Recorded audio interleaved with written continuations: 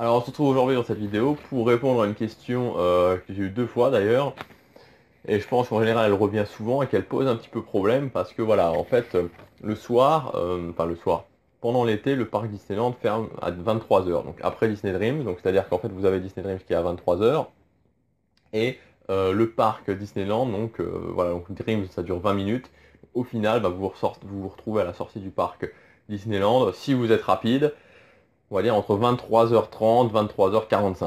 Donc voilà, donc il y a pas mal de gens qui se disent, enfin qui se demandent, voilà, comment concrètement rentrer rentrer aux hôtels le soir, comment ça se passe avec les navettes, parce que ouais, est-ce qu'il y a encore des navettes tard, est-ce qu'il y a du monde, est-ce qu'il vaut mieux rentrer en voiture, est-ce qu'il vaut mieux rentrer en navette, est-ce qu'il vaut mieux rentrer à pied, etc., etc. Donc on va répondre. Voilà, je vais faire la vidéo va être, moi, je vais essayer d'aller quand même rapidement, parce que voilà, j'essaie toujours de faire des vidéos qui vont autour des 5 minutes. Et voilà, il y a pas mal de choses à dire. Comme d'habitude, vous pouvez aussi accéder gratuitement à mes 5 vidéos privées. Donc elles ne sont pas sur YouTube, je vous donne vraiment mes meilleurs conseils pour réserver à moins 50% à chaque fois, gagner du temps, mieux dépenser votre argent quand vous êtes dans le resort Disneyland Paris.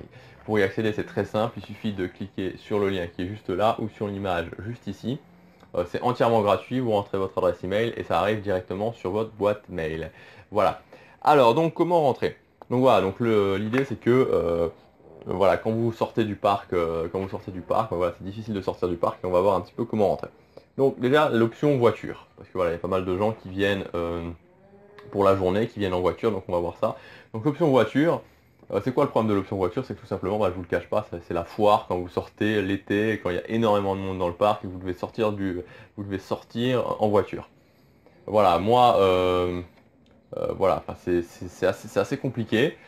Voilà, je vous cache pas que c'est assez compliqué. Le truc en fait, c'est que les gens deviennent fous. C'est-à-dire que les gens seront prêts. Enfin, voilà, je comprends que c'est une situation qui est vraiment stressante parce que voilà, on est là, on est fatigué, on a envie de sortir. Il y a certaines personnes qui ont pas mal de routes et il y a énormément de monde.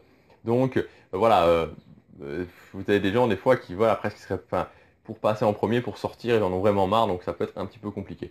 Donc c'est vrai que en fait c'est agréable pour ceux qui conduisent pas en fait dans cette option-là. Pour celui qui conduit, c'est un petit peu prise de tête.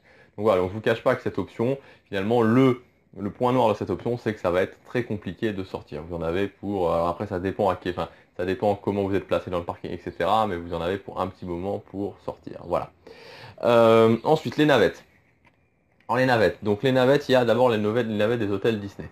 Alors les navettes des hôtels Disney, très honnêtement, voilà, je vous les déconseille, il vaut mieux rentrer à pied tranquillement parce que souvent elles sont blindées, notamment celles du Cheyenne et du Santa Fe. Alors c'est vrai que c'est un peu loin, mais si vous pouvez rentrer à pied, bah voilà, rentrer à pied parce que c'est quelque part plus agréable que de voir rentrer dans une navette qui est blindée, où les gens se poussent, où les gens en ont marre, les gens ont envie de rentrer. Et donc voilà, donc vous avez l'option de pouvoir rentrer à pied, c'est pas trop loin non plus.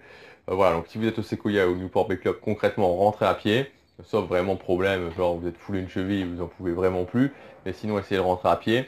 Et pareil pour le Cheyenne et le Santa Fe, voilà, moi c'est ce que je vous conseille. Bon, après voilà, c'est ma préférence, moi je préfère marcher un petit peu plus même si je suis fatigué que de me faire pousser, d'être dans ce stress ambiant qu'il y a à la fin de la journée. Donc voilà.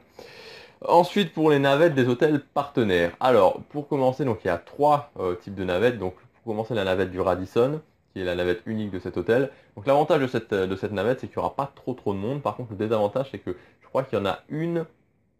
Enfin, il y a pas deux, trois navettes qui vont après Dreams, hein. Je pense qu'il y en a juste une. Il y a un seul horaire de navette à ce niveau-là, donc il faut quand même se dépêcher. Maintenant, l'avantage, c'est que vous n'aurez pas énormément de monde dans cette navette. Ensuite, concernant les navettes 54 et 50, donc les 54 c'est celle des hôtels partenaires de Manille-le-Hongre et la 50 c'est celle des hôtels partenaires de Cerise. Donc Manille-le-Hongre c'est l'Explorer, Dream Castle, etc. Cerise c'est l'Elysée notamment.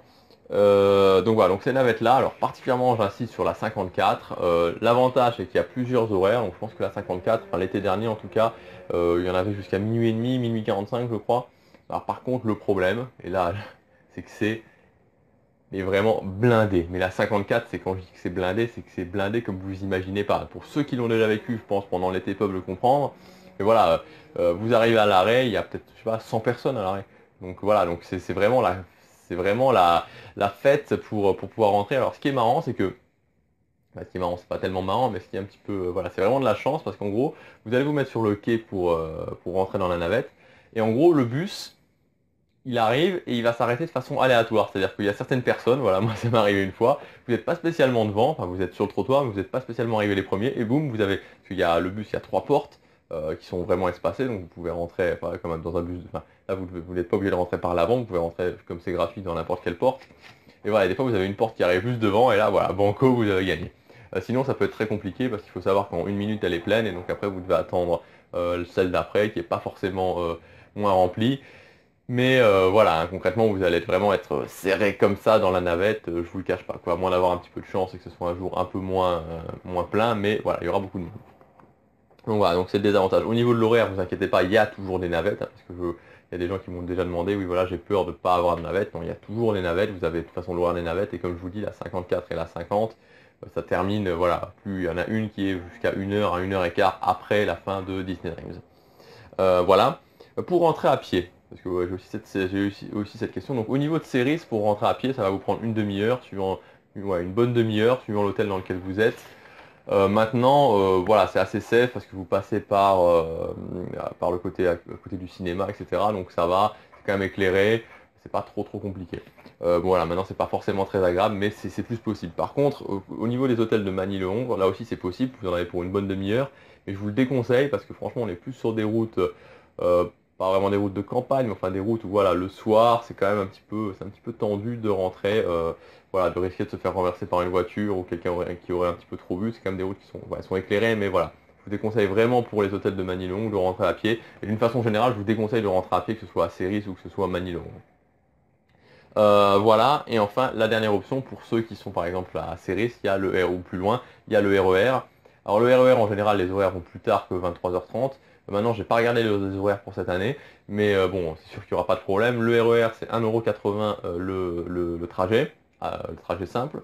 Et voilà, et pour ce qui concerne la sécurité, parce que je sais bien c'est une question qui revient souvent, voilà, est-ce qu'il y a de l'insécurité au niveau du RER A le soir? Honnêtement, c'est safe, hein, je l'ai fait plusieurs fois, il n'y a pas de problème. Alors évidemment, bon, bah, il y a toujours le coup de malchance, mais d'une façon générale, dans l'immense majorité des cas, il n'y a pas de problème, il n'y a pas vraiment de sentiment d'insécurité quand vous prenez le RER A, même le soir tard pendant l'été. Voilà, et puis vous avez aussi voilà, si vraiment, je vous le dis, au moment où vous avez raté votre dernière navette, où il y a eu un problème, vous avez toujours l'option du taxi, parce qu'il y a des taxis à côté de la gare. Écoutez, voilà, c'est ce que je voulais vous dire dans cette vidéo aujourd'hui. Je pense qu'on a fait un bon point sur la façon de rentrer le soir après Disney Dreams. Si vous avez aimé cette vidéo, vous pouvez cliquer sur j'aime et vous abonner à ma chaîne. Et vous pouvez aussi recevoir gratuitement mes 5 vidéos privées où je vous donne mes meilleurs conseils. Donc c'est des vidéos qui ne sont pas sur YouTube pour réussir votre séjour à Disneyland Paris, économiser 50% sur votre réservation, gagner du temps sur les attractions, bien dépenser votre argent sur le resort. Voilà, il suffit de cliquer sur le lien qui est ici ou sur l'image juste ici. C'est entièrement gratuit et ça arrive directement sur votre adresse mail. Voilà, on se retrouve demain. Salut!